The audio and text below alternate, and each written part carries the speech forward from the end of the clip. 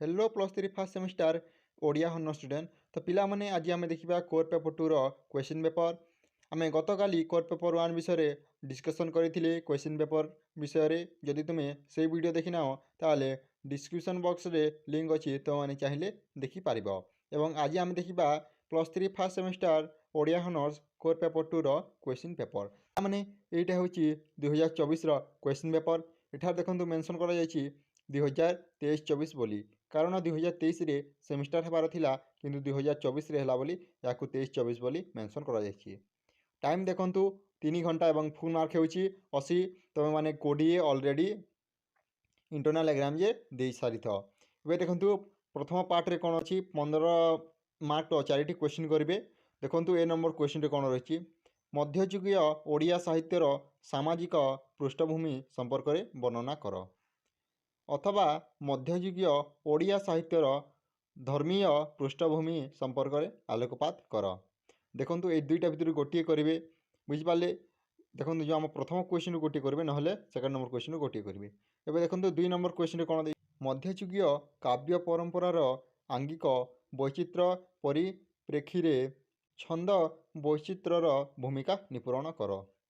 एवं देखो अथवा कौन ऑप्शन देती मध्ययुगीय काव्यर आंगिक चैचित्र संपर्क में विशद बरणी प्रदान कर।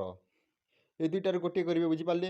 एवं देखु 3 नंबर जो क्वेश्चन अच्छी मध्ययुगीय काव्यर आत्मिक विभव सौंदर्य चेतना संपर्क में आलोचना कर।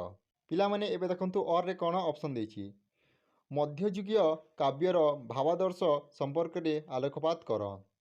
एवं 4 नंबर शेष क्वेश्चन होछि मध्ययुगीय ओडिया गीतिकाव्य परंपरा आधार में चौपदी गुड़िकर विशेषत्व प्रतिपादन कर अथवा मध्ययुगीय गीतिकाव्य चंपूर स्थान विवरण कर।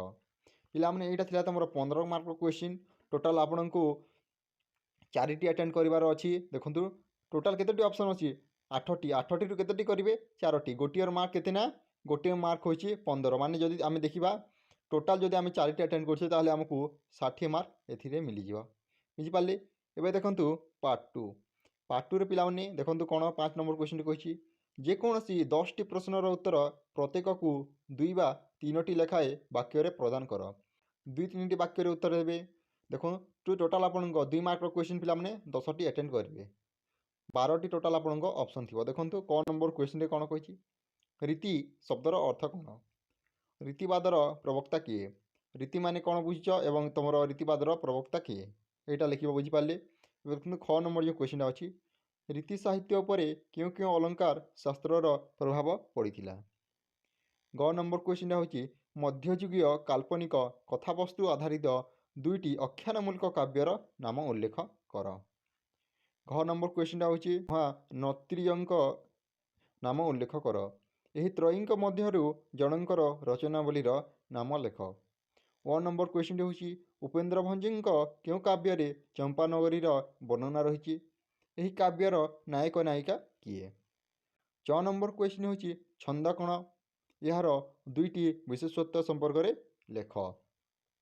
6 नंबर क्वेश्चन हूँ देखी नवकालिका बकालिका मालिका आची कालिका कांत सुअरे यह क्यों काव्यर उद्धृत और एथिरे व्यवहृत अलंकार नाम लेख। एवं पिला माने देखंतु ज नंबर जो क्वेश्चन रही श्रृंखरी चेत कवि यह किए क्यों ग्रंथ रे कहिथिले। ज नंबर क्वेश्चन हूँ सौंदर्य चेतना कहले कौन बुझ मध्ययुगीय काव्यरु उत्पत्ति किए उद्धार करी यह दर्शाओ। ग नंबर क्वेश्चन हूँ रस प्रवक्ता नाम उल्लेख कर रस निष्पत्ति संपर्कित श्लोकटी उपस्थापना कर। ट नंबर क्वेश्चन हूँ मध्ययुगीय काव्यर मंगला चरण कहले कौन बुझा जाए। ओ नंबर क्वेश्चन हूँ क अक्षर रे होइछि नियम यह क्यों काव्य रे क्यों प्रसंग रे कहा जाइछि। ढ नंबर जो क्वेश्चन रही ओलट चौतीसा कौन प्रथमे यही धरणर चौचिता किए रचना करथिले। एवं देखंतु जो ढ नंबर 1 नंबर जो क्वेश्चन रही भजन कहले कौन बुझ କବି ବନମାଳୀଙ୍କ ଦ୍ୱାରା ରଚିତ ଯେକୌଣସି ଦୁଇଟି ଭଜନର ନାମ ଉଲ୍ଲେଖ କର। ଏବେ ଦେଖନ୍ତୁ ରହିଲା ଶେଷ କ୍ୱେଶ୍ଚିନ୍। କୃଷ୍ଣ ଲୀଳାତ୍ମକ ଦୁଇଟି ଚୌପଦୀର ନାମ ଲେଖ।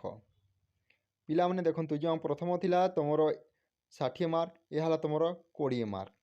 ଟୋଟାଲ୍ ଆପଣଙ୍କୁ କେତେ ହେଲା 80 ମାର୍କ। ବୁଝିପାରିଲେ? ଆମର ଦେଖନ୍ତୁ, ଯେଉଁ 15 ମାର୍କର 4ଟି କରିବା, ତା ସହିତ 15 ମାର୍କର 4ଟି, ତା ସହିତ 2 ମାର୍କର କେତେଟି କରିବେ ନା 10ଟି। ଟୋଟାଲ୍ ଆପଣଙ୍କ ହେଲା 80 ମାର୍କ ପିଲାମାନେ। ବୁଝିପାରିଲେ? ତ ପିଲାମାନେ ଏହା ଥିଲା କୋର୍ ପେପର୍ 2ର କ୍ୱେଶ୍ଚିନ୍ ପେପର୍। ଯଦି ଭିଡ଼ିଓଟି ଭଲ ଲାଗିଛି ଲାଇକ୍ କର ଏବଂ ନିଜର ସାଙ୍ଗସାଥୀଙ୍କ ସହ ମଧ୍ୟ ସେୟାର କର। Thank you for watching this video. Jai Jagannath, Jai Hind, Jai Bharat.